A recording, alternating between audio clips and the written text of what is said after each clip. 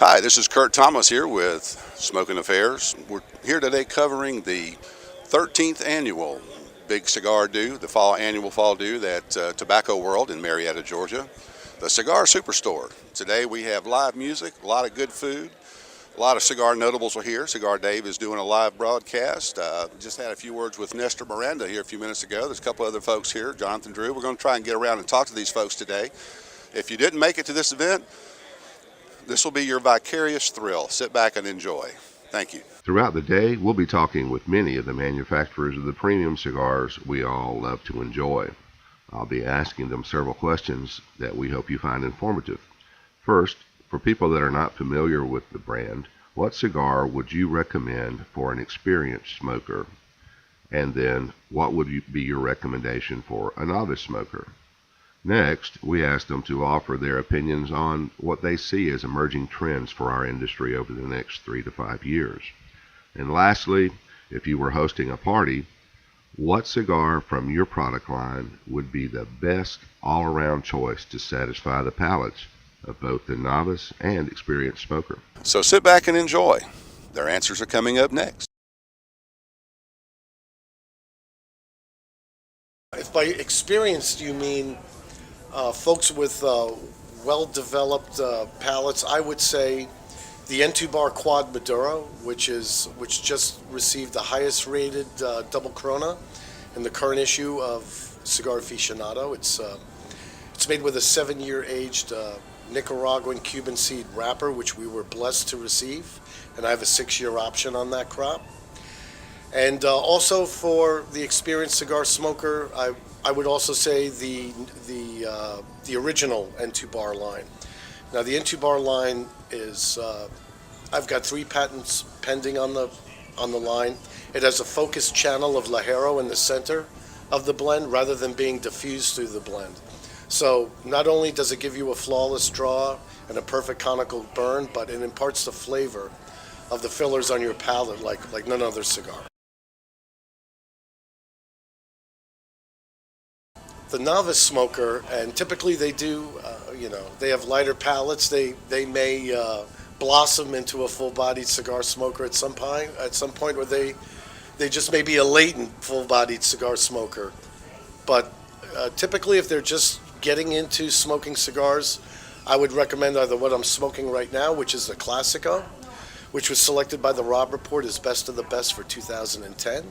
It's very affordable in the $4 to $7 range, and it's made with a stalk-cut Ecuadorian Connecticut seed wrapper, which really lends a unique flavor. It's medium-bodied, very clean on the palate, very, very light on the back of the throat, but it is a flavor bomb. It exhibits a lot of flavor.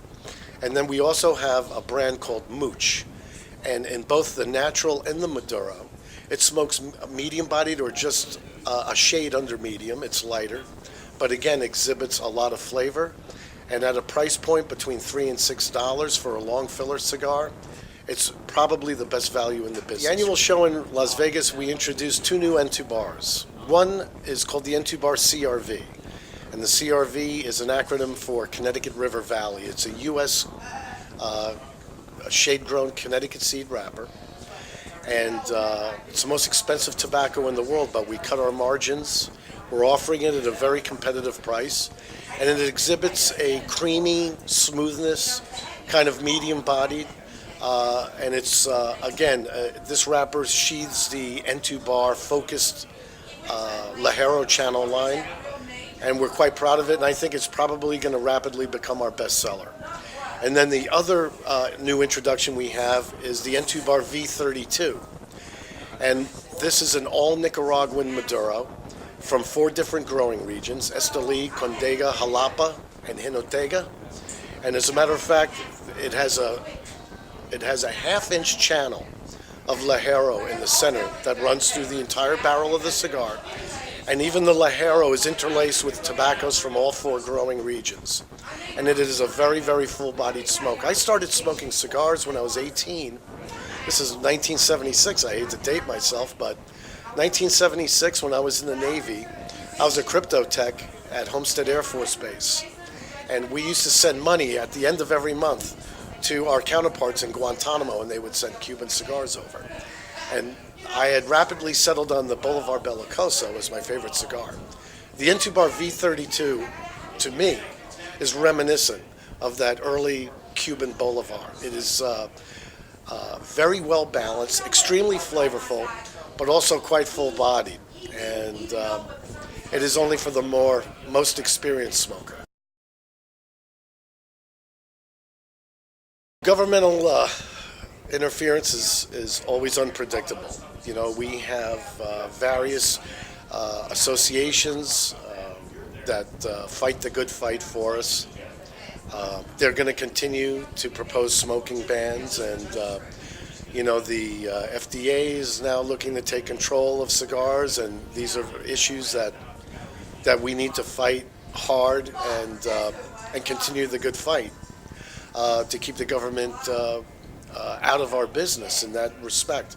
As far as consumer trends are concerned, for the last few years you've seen us growing to larger ring gauges and more full-bodied cigars, but the way I see it playing out over the next couple of years, I think people are moving back to more well-balanced, more medium-bodied cigars, if you will, but certainly cigars with greater balance, which is, for me, and the way I make cigars, it's always been of paramount importance. Not only to create, you know, cigars with great flavors, but they have to have balance. And I see that as the American market becomes more sophisticated, that's where the trend is going to go back. An all-around cigar to recommend would be, if it's something that is unique and a cigar not unlike any other cigar in the world, it would be the new Intubar CRV. I would also recommend the Classico. The Classico was our very first brand, and again, it fills a great place in my heart. It's just a wonderful medium-bodied cigar, exhibits great balance and maturity, and I would recommend that wholeheartedly as well. Curt, always great seeing you. Take care. Hi, it's Curt again. We're wound down through most of the day here, and we've had a wonderful time at the Cigar Superstore's big event, the 13th anniversary. And it was just a wonderful time. A lot of important cigar notables were here. We did some interviews with some of those people, and you'll be able to see those. And joining me now to kind of get a recap for the day, the owner of Tobacco World, the Cigar Superstore, Mr. Red. How are you, Red? We had a great day. We had, I want to say, a true number, about 800, 850 in people here. Of course, we had Cigar Day broadcasting, which was phenomenal. Dave Marlino after him. A lot of the owners of factories and stuff like that got to be on the radio with him, which was just unbelievable.